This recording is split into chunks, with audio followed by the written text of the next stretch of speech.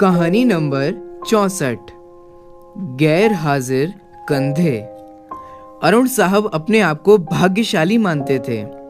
कारण यह था कि उनके दोनों पुत्र आईआईटी करने के बाद लगभग 1 करोड़ रुपए का वेतन अमेरिका से प्राप्त कर रहे थे।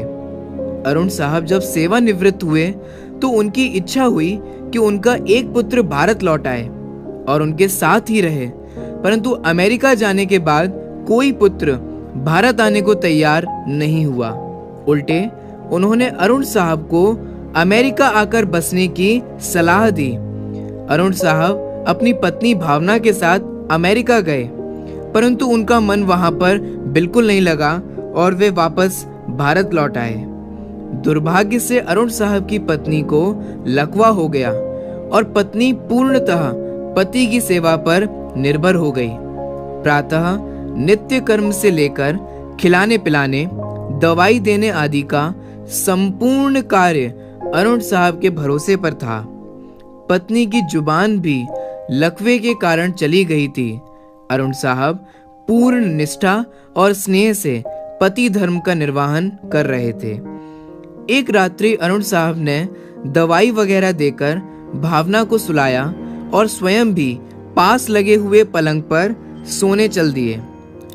रात्रि के लगभग 2 बजे हार्ट अटैक से अरुण साहब की मौत हो गई। पत्नी प्रातः 6 बजे जब जागी तो इंतजार करने लगी कि पति आकर नित्य कर्म से निवृत्त होने में उसकी मदद करेंगे। इंतजार करते करते पत्नी को किसी अनिष्ट की आशंका हुई। चूंकि पत्नी स्वयं चलने में असमर्थ थी, उसने अपने आप को पलंग से नीचे गिराया और फिर घसीटते हुए अपने पति के पलंग के पास पहुंची। उसने पति को हिलाया डुलाया पर कोई हलचल नहीं हुई। पत्नी समझ गई कि अरुण साहब नहीं रहे। पत्नी की जुबान लकवे के कारण चली गई थी, अतः किसी को आवाज देकर बुलाना भी पत्नी के वश में नहीं था। घर पर कोई और सदस्य भी नहीं था। फोन बाहर ड्राइंग रूम में रखा हुआ था। पत्नी ने पड़ोसी को सूचना देने के लिए घसीटते हुए फोन की तरफ बढ़ना शुरू किया। लगभग 4 घंटे की मशक्कत के बाद वह फोन तक पहुंची और उसने फोन के तार को खींचकर उसे नीचे गिराया। पड़ोसी के नंबर जैसे तैसे लगाए। पड़ोसी भला इंसान था। फोन पर कोई बोल नहीं रहा था, पर फोन आया था, अतः वह समझ गया कि मामला गंभीर है। उसने आस पड़ोस के लोगों को सूचना देकर इकट्ठा किया। दरवाजा तोड़कर सभी लोग घर में घुसे। उन्होंने देखा अरुण साहब पलंग पर मृत पड़े थे तथा पत्नी भावना टेलीफोन के पास मृत पड़ी थी। पहले अरुण और फिर भावना की मौत हुई। जनाजा दोनों का साथ साथ निकला। पूरा मोहल्ला कंधा दे रहा था, परंतु 2 कंधे मौजूद नहीं थे जिसकी माँ बाप को सबसे ज्यादा उम्मीद रही होगी। शायद वे कंधे करोड़ों रुपयों की कमाई के भार के साथ अति महत्वाकांक्षा से पहले ही दबे हुए थे। अब अपनी बात पर आते हैं।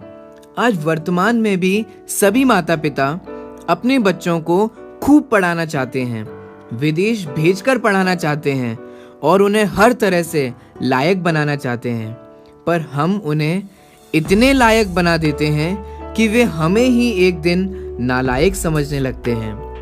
क्या लाभ है ऐसे अति शिक्षित बच्चों का जो आपको अंत समय में धर्म की 2 बातें ना समझा सकें, आपका समाधि मरण ना करा सकें। इस कहानी में गलती मात्र बच्चों की ही नहीं है, बल्कि उन माता पिता की भी है, क्योंकि माता पिता ने ही बच्चों को ऐसी शिक्षा दी है, ऐसी शिक्षा को ही अच्छा माना है, इसको ही प्रोत्साहित किया है और धर्म, संस्कृति, सभ्यता, सदाचार आदि को ना अच्छा माना और ना इसे प्रोत्साहित किया।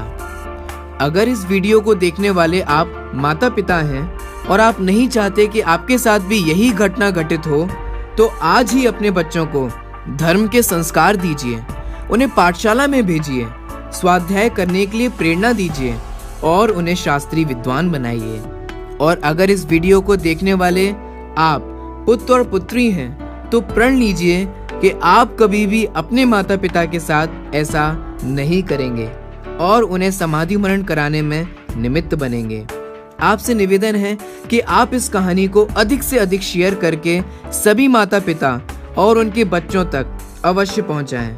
अगर आपने भी इस कहानी से कोई प्रण लिया हो तो वह हमें कमेंट करके अवश्य बताएं।